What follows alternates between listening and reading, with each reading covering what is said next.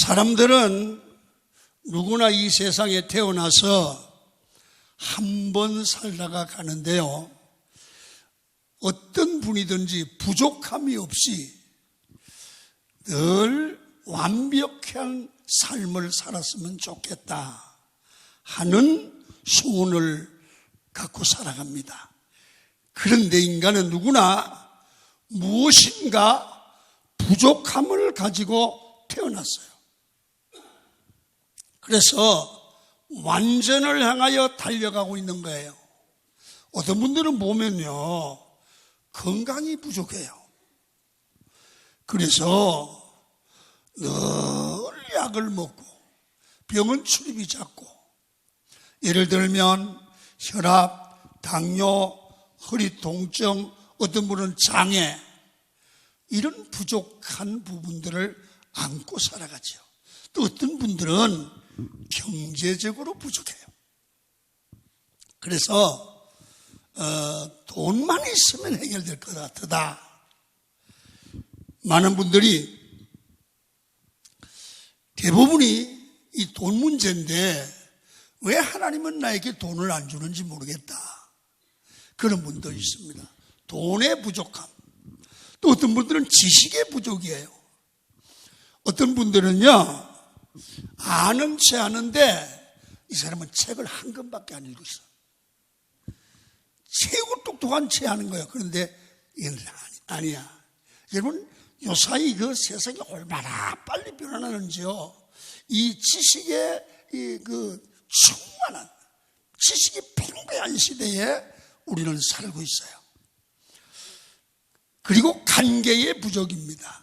하나님과의 관계, 사람과의 관계가 대단히 나쁜, 대책이 없는, 사람 관계가 안 되는, 신앙생활이 잘 안 되는 그런 분들도 있습니다. 또 어떤 사람은 애모가 좀 부족합니다. 여러분, 태생적으로 원래 매력이 없게 태어났어요. 이렇게 보면 잘생긴 데가 없는 것 같아요. 그런 분들도 있어요. 어떤 분들은요, 이상하게 하는 행동마다 미운 짓거리만 하는 사람이 있어요. 꼭 이상한 분들이 있어요. 그래서 사람들은 다 부족함을 알고 부족함을 깨달을 때부터 자기의 외모를 가꾸기 시작한대요. 여러분, 인간은 누구나 이 사람은 이게 부족하고 이 사람은 저게 부족하고 이 사람은 이게 부족한 거예요. 완벽한 사람은 없어요. 다 뭔가가 부족해요. 그래서 오늘 부족함이 결단코 나쁜 게 아니다, 이게요. 부족함이 하나님을 만나는 기회가 되고, 부족함 때문에 하나님의 역사와 기적을 경험하는 계기가 될 줄 믿습니다. 오늘 본문은 이스라엘 사람들의 집에 잔치가 벌어졌어요. 그런데 이스라엘 사람들의 결혼식에는 반드시 포도주가 있어야 돼. 그런데 포도주가 잔치가 진행하는 도중에 떨어졌어요. 자, 성경을 한번 읽어요. 1절부터 시작.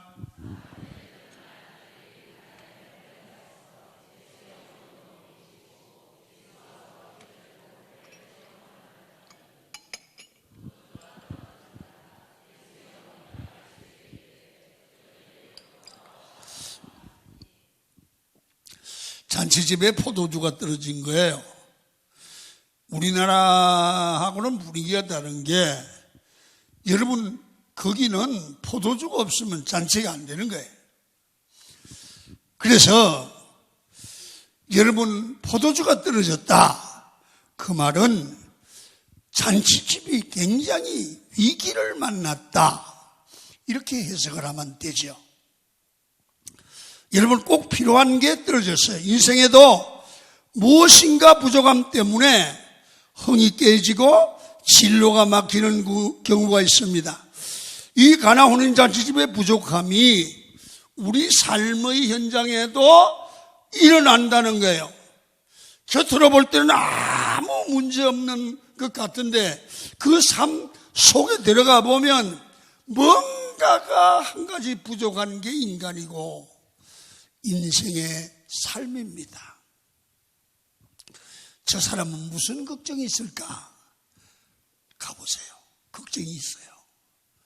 저 집은 아무 걱정 없을 것 같아요. 가보시라고. 왜 얼굴이 노란데? 걱정이 있어서 그래요.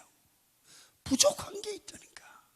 그러니까 아셔야 돼요. 나만 걱정이 있는 게 아니고 나만 부족함이 있는 게 아니고 다 있다. 할렐루야.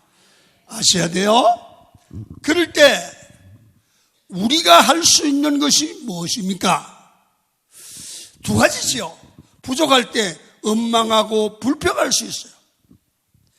그럴 때 그 부족함 때문에 더 어려워지죠. 그런데 이 부족함이 있을 때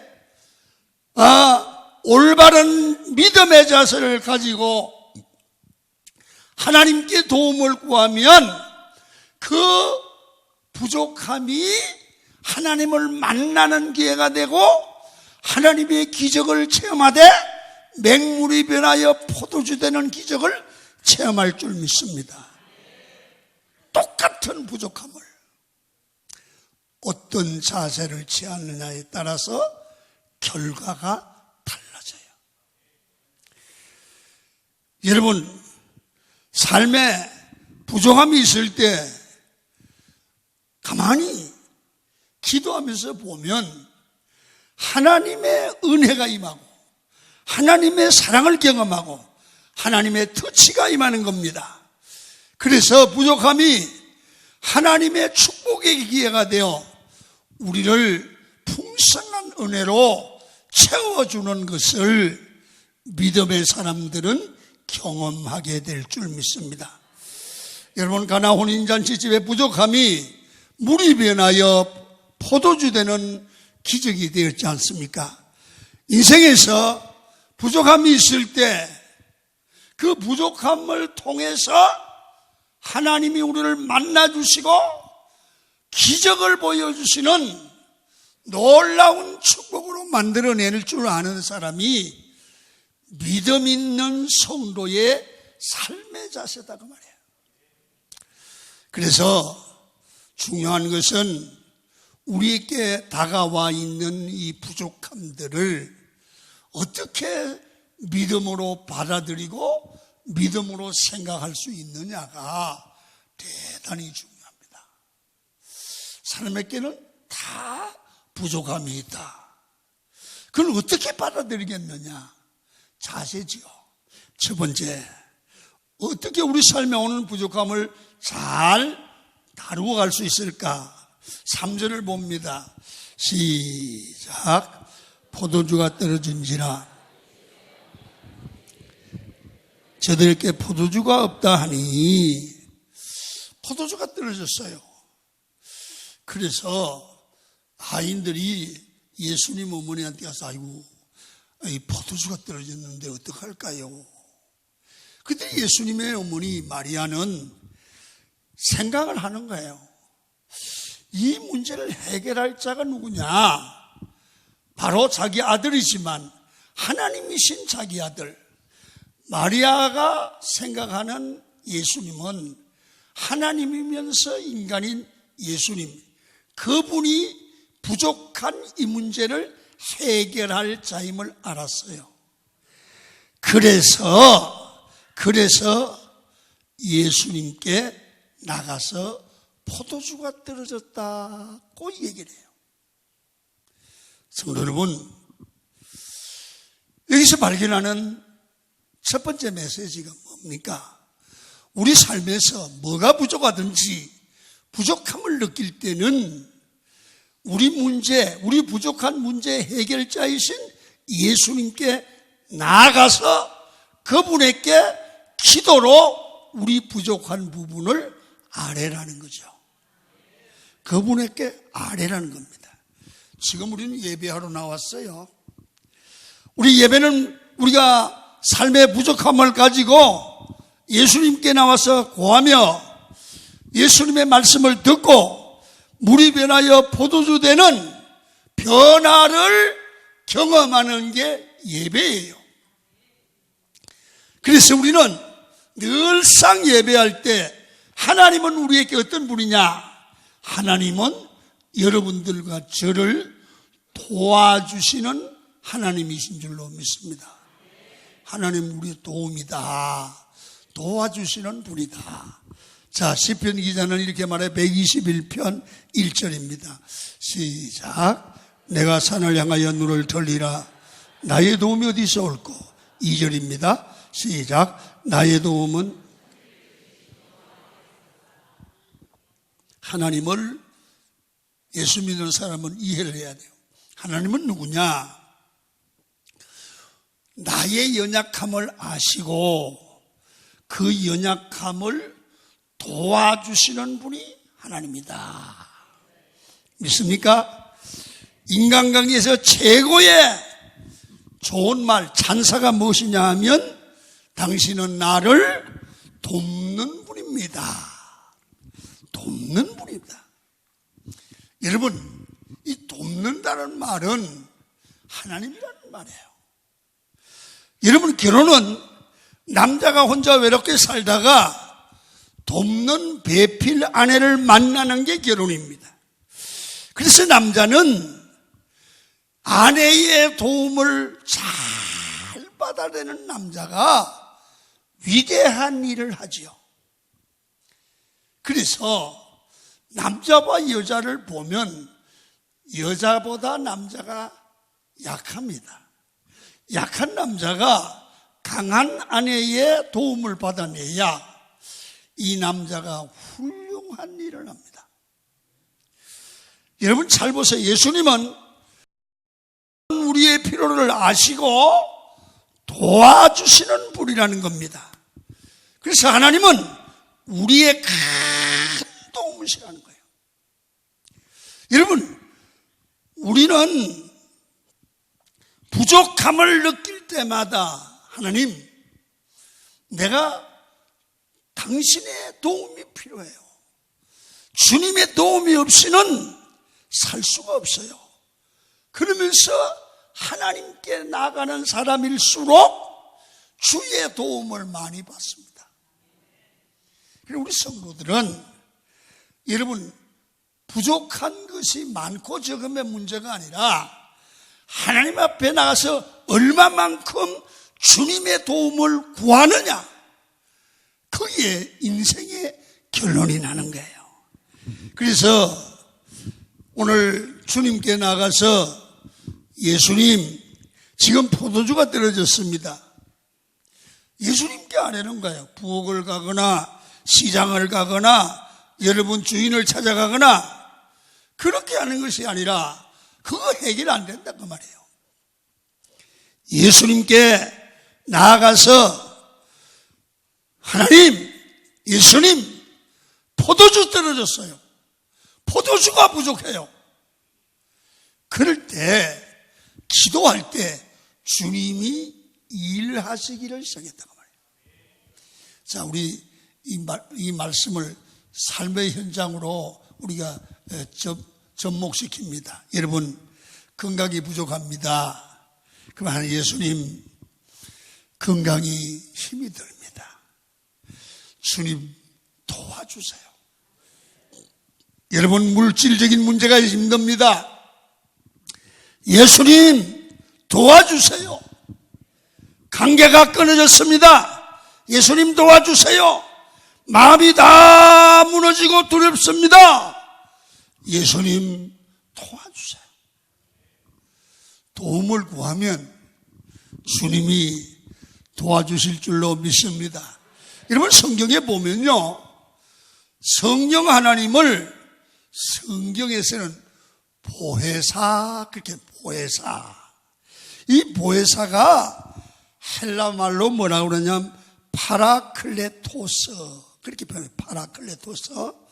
그 뜻이 바로 옆에서 도와주시는 중개자. 하나님은 우리를 도와주시는 도움이라는 거예요. 여러분, 우리 인생 살아보면 한계를 느낄 때가 있어요. 하나님, 아무래도 하나님이 좀 도와주셔야겠어요.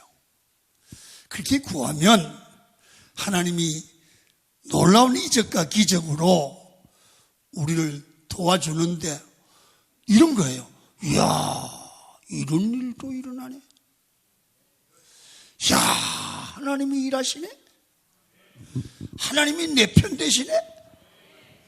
이런 도움이 많아지기를 축원합니다. 자, 5절입니다. 시작. 그의 어머니가 하인들에게 이르되 너희에게 무슨 말씀을 하시든지 그대로 하라 하니라. 예수님의 말씀에 무조건 순종하라는 것입니다. 마리가 이 말을 한 이유는 예수님이 해결자 되시는다는 사실을 강하게 마리아는 믿었습니다.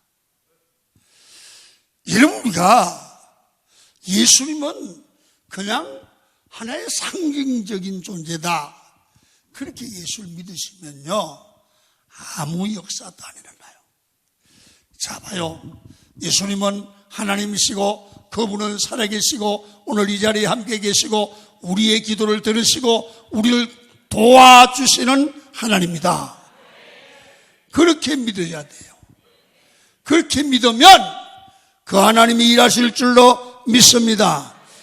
여러분, 나에게 유익이 되든지 되지 않든지 이해가 되든 안 되든 간에 주의 말씀에 순종할 줄 알아야 됩니다. 그래서 우리가 인생을 살아가다 보면 믿음대로 하기보다는 여러분, 믿음이 아닌 믿음을 거부하는 삶을 우리는 살아가기가 쉽지요. 믿음으로 하나님의 말씀을 듣고 순종하는 것은 쉽지는 않습니다. 왜냐하면 자신의 이성과 생각을 뛰어넘어야 하기 때문에 그렇습니다. 순종에는 언제나 갈등이 있습니다. 그래서 이 갈등을 극복할 줄 알아야 됩니다. 자, 7절을 한번 읽겠습니다. 시작.